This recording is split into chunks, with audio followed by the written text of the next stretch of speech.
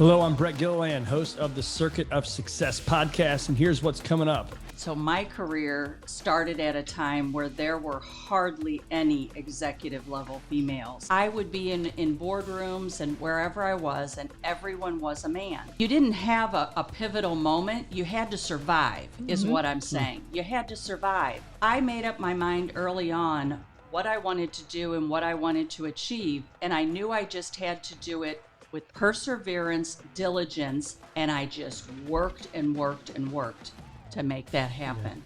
So we're live here, ladies.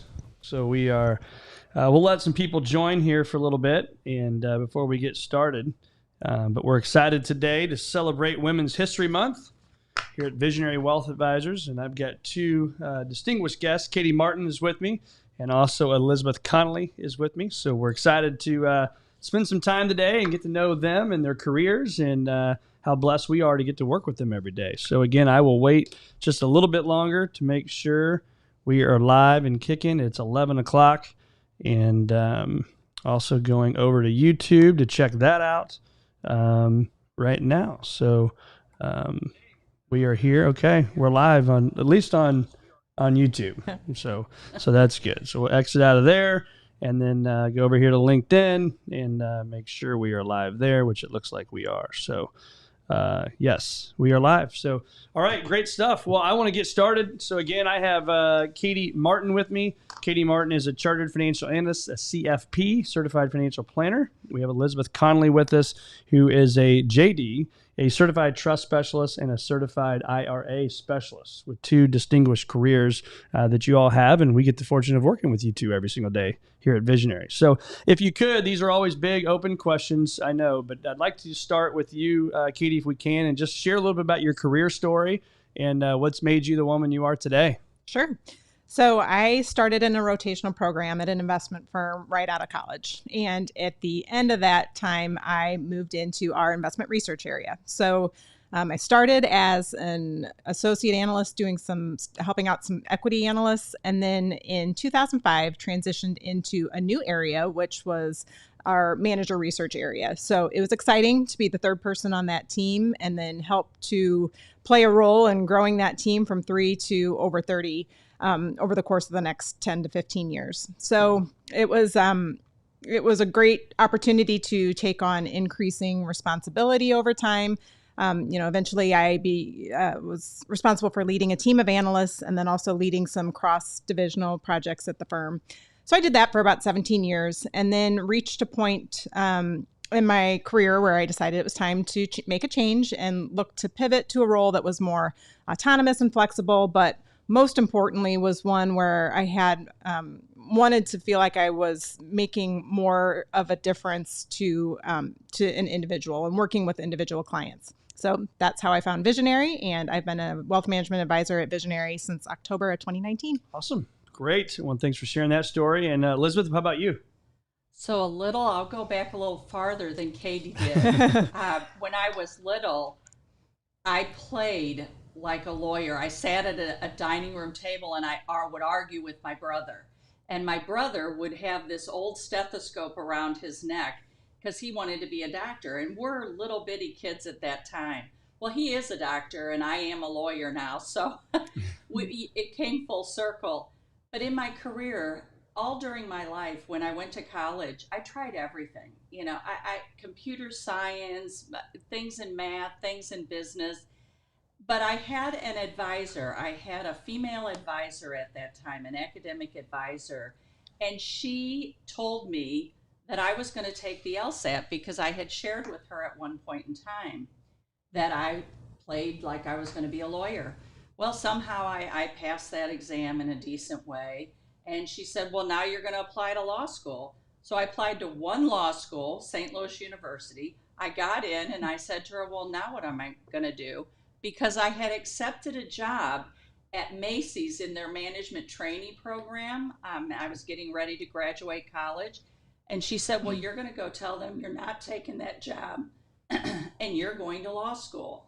So I went to law school, and it was fun. When I was there, I always wanted to be a litigator. And in my young mind, I worked in a firm. I got to try a wrongful death case. And the life of a litigator is up and down and up and down. And so at that time, I thought, well, I would like to be married and have a family someday. And it wouldn't fit, right? Mm-hmm. That's what my young mind thought. So I specialized. I went over and I interviewed for a job in the banking field, and there started my career. I was so lucky, unbeknownst to me, because I walked into an environment where I handled both institutional and personal money, and most advisors specialize in one area or the other. So I actually grew up in my field doing both, and I am forever grateful for that. And over the years, I had various opportunities that I took advantage of and found my way for client purposes into the arena that I'm now in. So the independent registered advisor, and it has been wonderful, and it's the exact right place for clients. And you do an amazing job of it, so it's a big deal. So I'm a big fan of these defining moments, right? I think we all have defining moments in our careers, in our lives.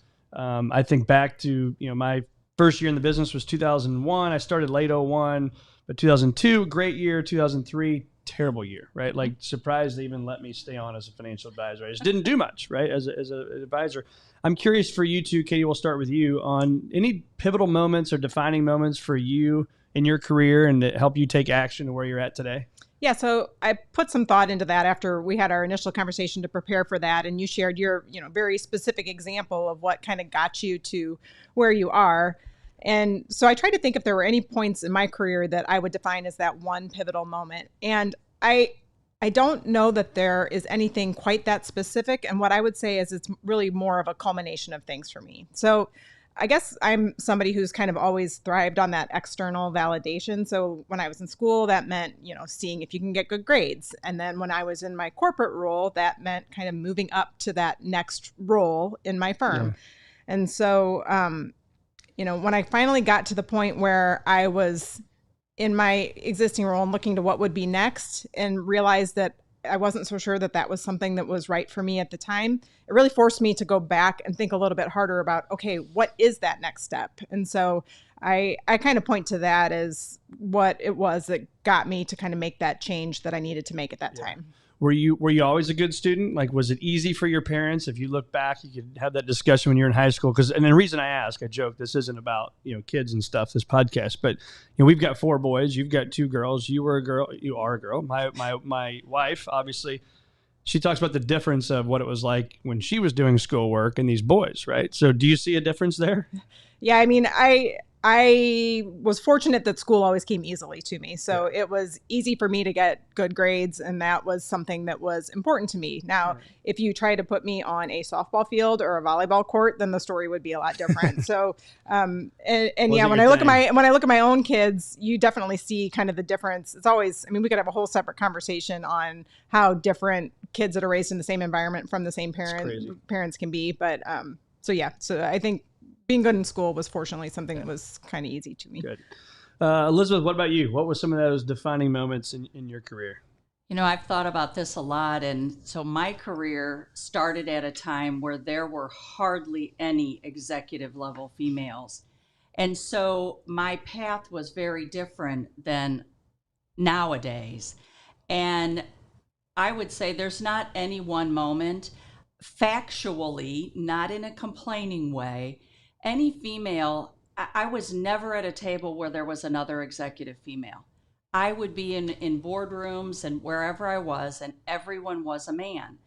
And so in my world, you didn't have a pivotal moment. You had to survive, is what I'm saying. You had to survive. And so I made up my mind early on what I wanted to do and what I wanted to achieve. And I knew I just had to do it with perseverance, diligence, and not really speaking out, because in that day and age, if you spoke out, you lost your job. That's just kind of how it was. And so instead of pivotal moments that are obvious, they were more internal pivotal moments that I would achieve. I always had in my mind what I wanted to achieve by what age that I was, and I just worked and worked and worked to make that happen. Yeah. It's great. So let's talk about today. How you we'll stay with you, Elizabeth. Is how do you support women today? From mentoring, just being there for them. What's that role look like for you, and how open is your door for that? My entire career, my door has been 100% open. I have encouraged, I seek out women just quietly in whatever environment that I am in, and I offer to them that at any time they may come and speak to me, and whatever they say to me will stay there. I have been, I hope, supportive my entire career. I still have people call me from early in my career to talk with me about how to prepare to ask their boss for a raise, how to react to questions that they're going to be asked in a review. I have my friends in my world will ask me to talk with their daughters or their granddaughters, both from how do you present yourself, how do you approach school, how do you stay true to yourself, but how do you have a respectful voice in the world in which we live today. And so just quietly, I just quietly am available, and I let people know that. And as it's taken advantage of, which I'm delighted, then I say to them, feel free and tell your friends. I get emails, I get phone calls. Would you help so and so? I don't know so and so from Adam, but I always say yes. I think it's amazing too how many times people though may not take you up on that, right? It's like you got this unbelievable career, the success, all the stuff, and people may not take action to do that. Would you agree? I would agree. I think there's a lot of fear, and women in particular, even today, while we've come really, really far, there is a lot of internal fear that people have that you have to overcome. Katie, what about you? How's the mentoring, the growth, things that you're doing in today's world to help the future of America, really, for the women in business? Sure. So, before I get into that, I would just confirm what Elizabeth was saying in terms of her door always being open. I mean, as someone who's been in this role longer than I have, I've certainly appreciated her willingness to have conversations with me that have, and be able to talk about those things that, like you say, it can be hard to get up the courage to share something where you might look vulnerable with somebody else. So I would like to validate what Elizabeth said she's willing to do. So I guess in my view, kind of the way I think about working with women today, I mean, one of the main ways that I work with women is that the vast majority of my client relationships, the female is the one that is probably the one I have the closer relationship to. So the McKinsey's done surveys on this, and two-thirds of women, even though the vast majority of women are breadwinners or co-breadwinners in their home, they still don't consider themselves to be investors and feel that their finances are a top source of stress for them. So, I view it as my mission to help create peace of mind for these busy women who are interested in taking control of their financial future. I mean, they're experts in what they do. And so to be able to hopefully be the person that can help ease this source of stress to allow them to show up better in other parts of their life that are, more important to them is what I kind of view my greatest contribution to be. And have you seen that, and this is for both of you here, whoever wants to take this question, but have you seen a difference? Because I know I have, as a person who's been in this business for 22 years now, the amount of females I talk to on the phone about the whole plan and their investments has changed dramatically. Right. And so have you two seen that as well in your time? I absolutely have. And I knew early on in my career, just dynamically, I knew that women control a lot of things, but we weren't allowed to let that show. Right. Mm-hmm. So I knew that, and I watched that happening. And in meetings that I would have early on in my career, I requested that both the man and the woman be there. And I always spoke to both of them. Mm-hmm. So that was a little bit unusual, but that was my quiet way of trying to get women more in the center, if you would. And today, I have many individual female clients, not just couples and so forth. So it has changed considerably. Talk to us a little bit about, go back to when you were a child, right? And how was the support you received from whether that's to today as, adults have been in the business for a while, who is that mentor you look for now or have you had in your career that's helped get you where you are? Katie? Yeah. So as I think about the mentors that got me to where I am today, I mean, I think one of the best ways to figure out where you're going next is to have somebody to emulate. So I think of the people that have been willing to provide the constructive feedback, to tell me things that maybe I didn't want to hear but were necessary to hear, and be the one who, demonstrated both professionally and personally what it was that I wanted to pursue in my career. Katie, I just talked to Katie. Elizabeth, what about you? So, what I would say there is from the time that we were little, my parents raised us that we would be educated.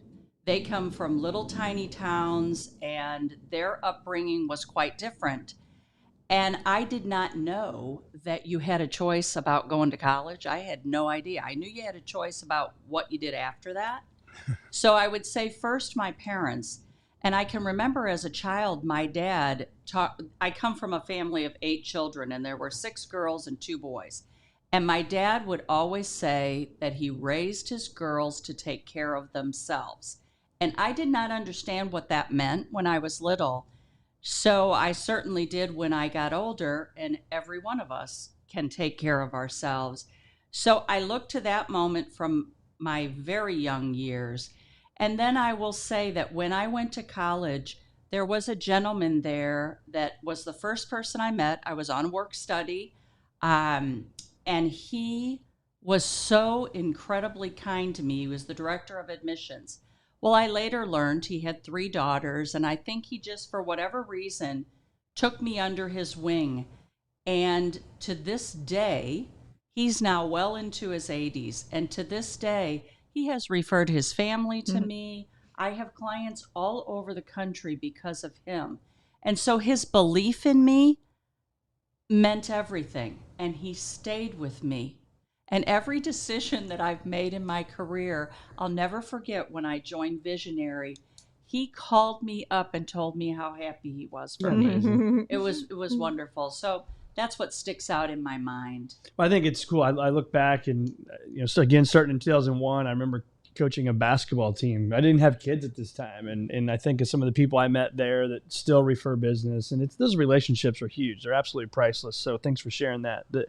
Let's turn the page to this. And I say this with a smile because I think the women I'm around, you two, my wife, others, it's kind of that can do all attitude, right? Can women do it all? How do you accomplish that in your daily life? You got family, there's children, career, education, your health. I mean, all the stuff, right? How do you do that? Can you do it all? What are your thoughts on that as a female in business right now, Katie? So the answer is no, you cannot do it all. And it's unrealistic to even think you can. I mean, by nature, it's just not possible. And that's whether you're male or female. Don't you think, though, that people, they have that kind of complex, yeah. Right? And I don't think it's necessarily a bad thing to try to do as much as you can. I mean, it's a worthwhile pursuit. But I think about it, just to try to set expectations that it's not possible to do it all. And the way I tend to think about it is you have to prioritize. And so, I think that setting what those priorities are, and then having the courage to make the time for those things that are important to us is about the best we can do. And I think that you also can appreciate that your priorities might shift over time. Mm-hmm. So, in this season of life that I'm in, my daughters are 14 and 11 years old. So I'm very much starting to feel the shortness of how long it is until, in about 7 years, I'm going to have all the free time in the world, so to speak. And so I think, the way I approach kind of my time I spend at work and my time at home right now looks a little bit different than it did 10 years ago when they were little, and 10 years from now as they've moved on to other things. So I think the best we can do is to just, be true to what it is that's important to us, whether it's, work, family, hobbies, charitable work, whatever it might be. And then, be the one that kind of defines how you allocate your time to those things. Do you have anything you can share with those, maybe the young moms that are listening or young or older moms that are listening, that how do you do that? Like, what's your daily process behind that? Yeah, so I think, I've worked my entire time as a mom. And so when my kids were little, they went to daycare. And, I harbored guilt at, the fact my husband dropped my kids off at daycare at 7 o'clock in the morning and I might be picking them up at 5:30. I mean, it closed at 6, so you had to be there before then. And so there certainly were times when you're in the car driving to work and it's like, oh, I know my kid doesn't feel 100% today, but I have to get to work, and it's like, am I doing the right thing? But I appreciate now in hindsight that in some respects it was almost a little bit easier then, because I knew my kids were taken care of. They knew that I was going to be there for anything important. I didn't miss anything that was, in my view, important to my kids as I was growing up. But now that they're older and that season has shifted a little bit, they're gone all day at school. So I've got all day to devote to those things that are important. Yeah. But when I'm at work, then that means that I kind of need to focus in and get my work done, because I might need to leave work at 3 o'clock to pick somebody up from track practice, or, go to a soccer game or whatever. Because right now that's the kind of stuff I don't want to miss. So I think it's just, and this is still a work in progress, but trying to be as present as you can with the time that you are making for the things that you're doing is something that I think is important to think about. Yeah. Elizabeth, what about you? That can-do attitude, or can-do-it-all attitude. What do you say about that? So I echo all of Katie's comments. I will also say that for me personally, and I would say this to young women, you can do it all, just not all at one time. And I think Katie was mentioning this as well, from the perspective that at different times in your life, you focus your energies different. And I have 2 children also who are now grown, and I never missed a darn thing for them. And I made sure that the activities that I did as a mother, that they were ones where I was present with my children. So instead of being in charge of the gift wrap, I went on the field trip. You make some choices that way. And so if you know in your mind all the different things you want to do, I feel like every day my life is in service of others of some sort. I have a husband, I have children, family, clients, etc. And my greatest joys come from them and helping them be the best people that they can be. And so whenever I think about that, I just can't do one more thing, or something happens that's a health issue or some other issue, I think to myself what I was told, and that is, there is nothing you can't do for just one day. And sometimes I've had to break that down into 15-minute increments. And I would literally sit there, move it out of my mind, and say, for this 15 minutes, I can do this. And I just believe if you have that continual focus, that you will accomplish what you want to. It may not be in the time frame in which you would like it to be. And so this, we've had this discussion, but you may not know this, Katie, but Elizabeth sent me, so I had a fear of flying, right? I didn't fly for 8 years. And Miss Elizabeth over here sent me this very nice card before I was getting on my first plane ride. It was June of last year, June of 2022. And she said in the card, there's nothing you can't do for 15 minutes. And I'm like, you have no idea, right? Like, you don't know. I'm going to be scared to death. But I get this little travel rosary, and I've got this, I'm superstitious. So I put this, it's on my finger. It sets the crosses in my hand. And it is amazing, because when I sat in that plane that first time and those doors open, I thought that's going to be the freak out moment, right? And so I had this overwhelming sense of peace. But that thought kept coming through my mind. There's nothing I can't do for 15 minutes. Now, you may have to tell yourself that a lot on a 3.5-hour flight to Tahoe, but you can do it, right? And so I also think it reminds me of a story I heard at a conference one time, and I started doing it when my first child was born 17 years ago. I put every Wednesday on my calendar at 3:30, I went home.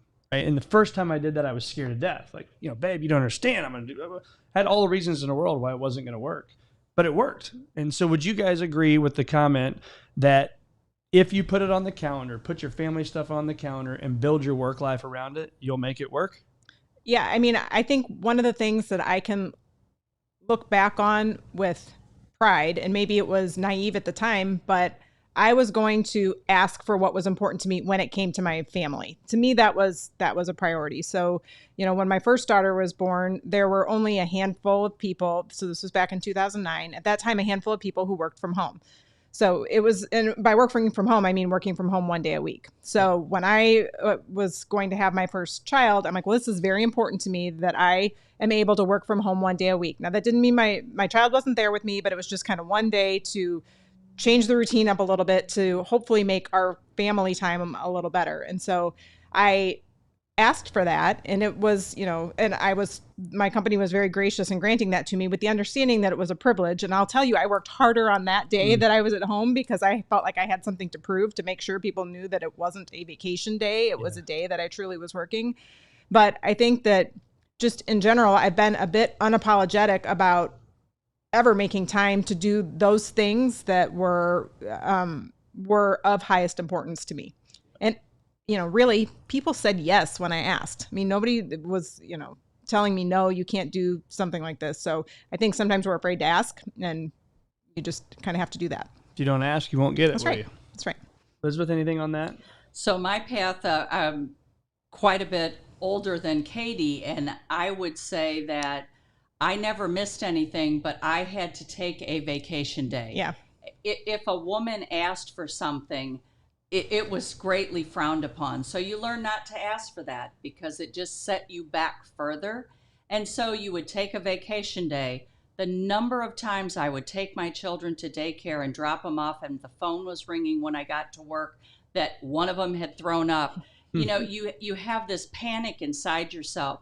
So you watch all the days you have for vacation or sick days. So that was more my reality during the majority of my career until more now. And, it's interesting because I'm so grateful. My whole goal was for women to have it better at this part of my career than I did. And hopefully myself and other people maybe a little bit paved that way. But when I had my 2 children and when Anna was born, I did not know you did not get paid for maternity leave. I had no idea. And They did not pay you for maternity leave. No. And I will never, ever forget that sinking feeling like, what are we going to do? And I'm not going to be able to stay home and take care of her for very long. It's just it's a different world now. And the leave for mothers, for fathers, for adoption, I think it's all wonderful. And so my path was just a little bit different, and I'm glad for where the world's evolved to today. When you think about it, that's not that long ago to think how fast it's changed that you didn't get paid. Not 1 cent. And I was even worried about the insurance piece of it. Like, do I lose my insurance during this? It was a different world then. Yeah. So let's talk about now the leader that's listening to this, and this will be out on a podcast later as well. But talk to the leader of the organization, or really anybody in the organization. But what is it that companies can do now to support women more in the workplace, better than we've even done in the last 20 years, 30 years, however long it's been, right? What can we do differently? Elizabeth? I like to think that you recognize people as professionals. You look to their skill set. Their presence, their skill set, communication skills. And I believe that females have that in droves. They've just never been allowed to show that, so to speak. And I feel like the leaders of any organization, if they would tell themselves when they're looking at a position or looking at culture or the direction of their organization, recognize professionals, then let them be the professionals they are. And when I think about Katie saying, when someone asks you for 1 day at home or what have you, if instead of making an immediate decision, you look at that person and what that person's contribution is to your firm, if they ask you for something, it's because they want it and need it. And they will, like Katie said, do everything they can to not lose that. Those are your best people. So say yes. Say yes when a good person asks you for something. Say yes. Yeah, and I think I very much agree with what Elizabeth was saying. And then to maybe expand on that a little bit, I think just trusting that the person you've hired to do the job has the ability to do the job. So you explain to them what it is that the role will be, and then you give them the autonomy and flexibility to do it in a way that is true to them. So if you hire good people and they've got the capability to do it, know that they will ask when they need assistance. And then just, sometimes that might mean that the work gets done a little bit differently or perhaps on a different time frame, but trust that they're going to get it done. So this next question, I think, is going to be hard for both of you because I know you both well enough. You're not going to talk about your biggest accomplishments, even though I'm going to ask the question. But I'm going to start with you, Elizabeth. So you were are a Forbes top woman wealth advisor several times. You're 100 of the St. Louisans to know to succeed in business. 100. That's a big deal for you and I, Katie. We get to know one of them, right? And a Who's Who, an American Marquee Lifetime Achievement Award, and nominated for Lawyers of Distinction several times. So I could go on and on about those awards, which those are so well deserved. But I think about you and your career. You told me a story about an engagement ring and that client story. Talk to us about that, why that matters more to you than all these other accolades that you've gotten. My greatest thrills are when my phone rings, and I am a person who answers my phone. When my phone rings and it's someone who wants to tell me something, those are my greatest moments. One of them was a young guy who I had a family group. I had accounts for his parents, and I had gotten to know the boys. Well, he called me before he called his mom and dad to tell me he was going to get engaged that night. And he wanted to ask me about how he was going to pay for the ring. And so we rehearsed what he was going to say to his parents and how he was going to say it. And it was just the most darling moment to know that somebody thought enough of me to call me and ask that and rehearse for their parents. So that was a truly great moment for me. That's amazing. So if you could, maybe Elizabeth will have you do this as well, but talk about the designations and the career, and you've said some amazing things before we recorded about Katie, but I'd like to hear it from you and your perspective and your experience in the business on what you've seen from Katie's business mind and the things that she's accomplished. What are your thoughts on Katie in that world? So Katie has a designation that's a chartered financial analyst. That designation, very few people have it across the country.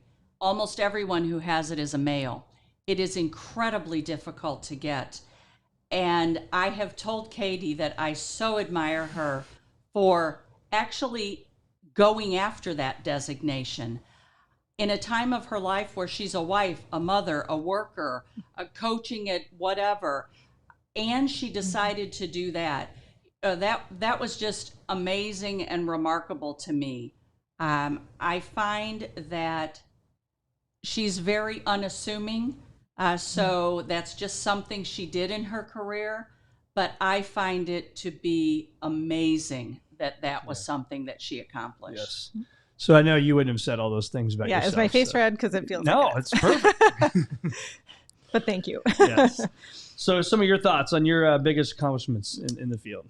Yeah. So, kind of similar to what Elizabeth was describing, I think of my biggest accomplishments as those most gratifying moments of feeling like I've made a difference to someone. So in my former role as a leader of analysts, when I could see someone that I led either reach that next level or feel like I was really getting through to them in a way that perhaps I hadn't seen previous leaders do, I mean, that was some of the most rewarding parts of being a leader in my career at the time. Now I would point to those times where somebody will say, I feel so much better because I talked to you. I mean, that's what I'm here to do. I mean, anybody can recommend an investment or whatever it is, but to feel like you're earning the trust of someone and then making a difference in something that's extremely important to them is going to be the most gratifying thing in my role. So skipping some stuff here, but how do we balance your professional and personal life, right? We talked a little bit about this earlier, Katie, but what's some of the strategies that you have now, you've done over your career, again, that mom that's listening to this right now, and what advice would you have for them? What strategies would you have for them to help them go from that point A to point Z quickly? What I would say is I had a CEO at a company who I asked one time, how do you do everything? And he said, you know what? We all have the same 24 hours in a day. And you have to sit there and you have to decide on that day, what are the most important pieces? And then you organize your day that way. So whether you calendar it, however it is that you accomplish it, I calendar everything. I even calendar times to think about different things. I love that. But that's what you do. And you can do it. When you break your day down that way, you will focus that way. And just do it over and over and over again. I call it boringly consistent. Right? There you just go. Be boringly consistent. Show up every day. And you mentioned some of these earlier, but anything else you'd like to share, Katie, on that front?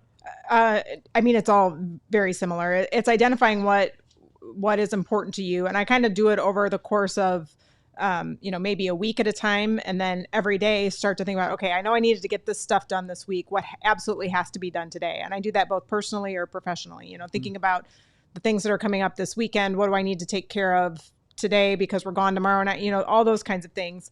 So you can do whatever you put your mind to. You just have to put the emphasis on your time on the right things. Yeah. Write it down, right? Right. Track it, write it down.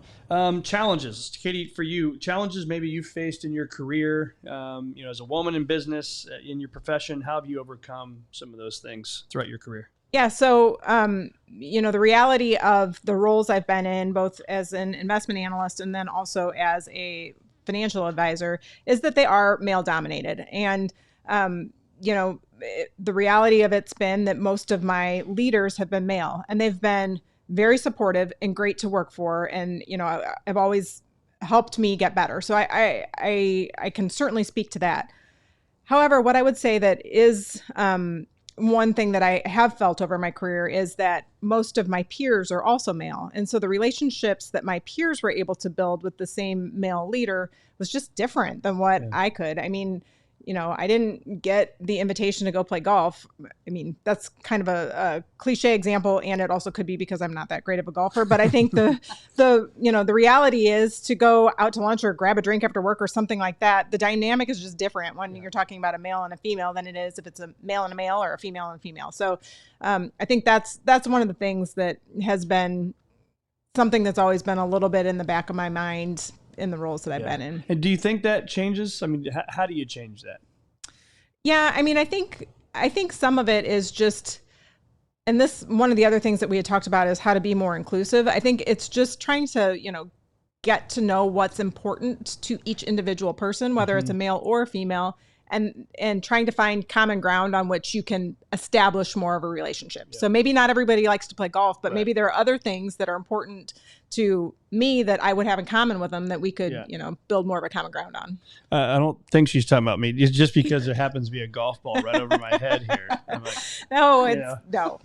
I'm just kidding. Elizabeth, what about you? Some of the things you've had to overcome.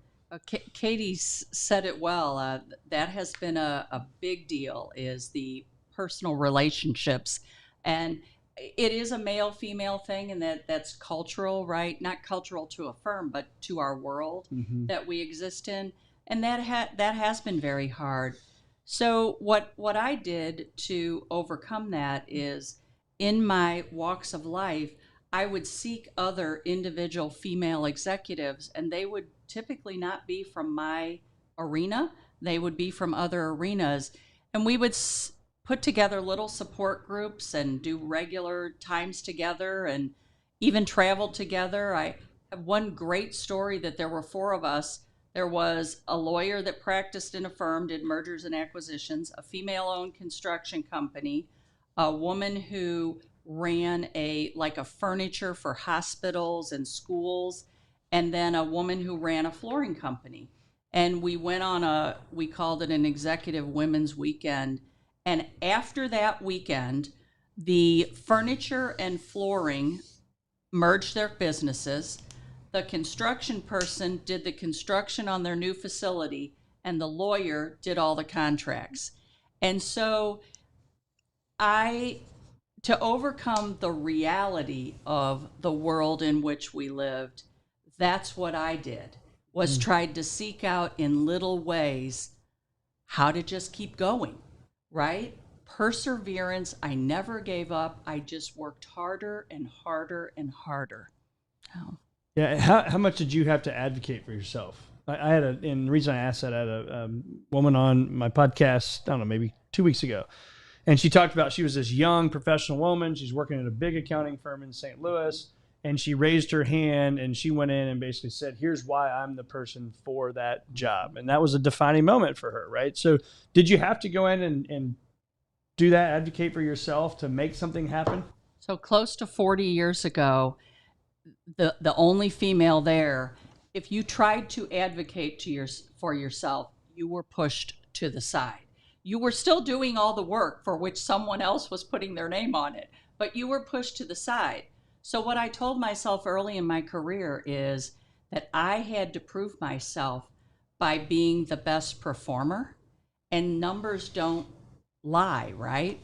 And so that's what I mean when I worked harder, harder, harder, because I knew that somebody couldn't say that I didn't add value if my numbers were better than everybody else. Yep. And so it was just a different time.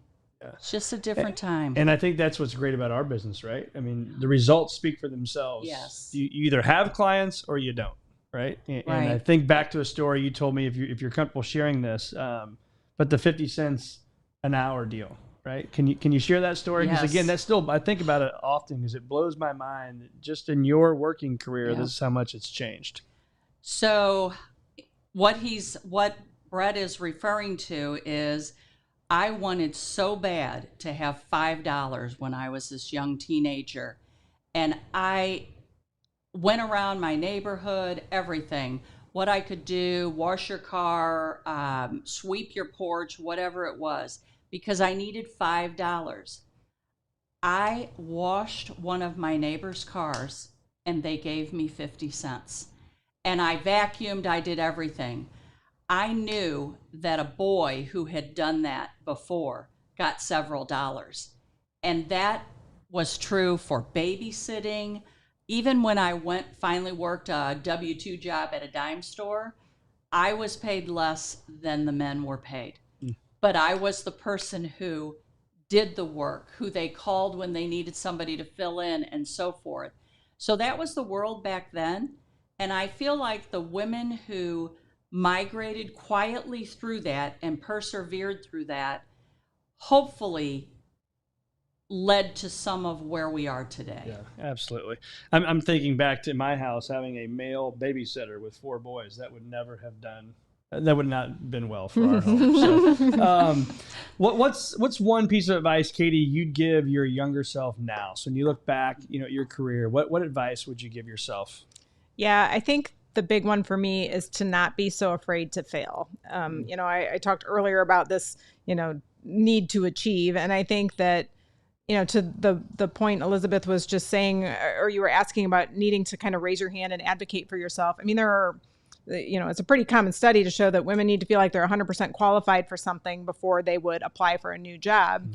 And I think in my career, that's been the case. I feel like I needed to be confident that I was going to succeed before I was willing to take the risk to do something new. Whereas, I wish I would have learned earlier on to trust that I was going to be able to figure it out. And yes, I was going to make mistakes, but the mistakes that I made are where I was going to get the biggest growth and the best opportunity to learn. Yeah. What about you, Elizabeth? I would say, going back to the early part of my career, there's nothing I would tell my young self, because I would have been fired for what I would have told my young self to do. But today, what I would say to young women is, have a voice, use your voice. We have a voice now. Do it respectfully. Yeah.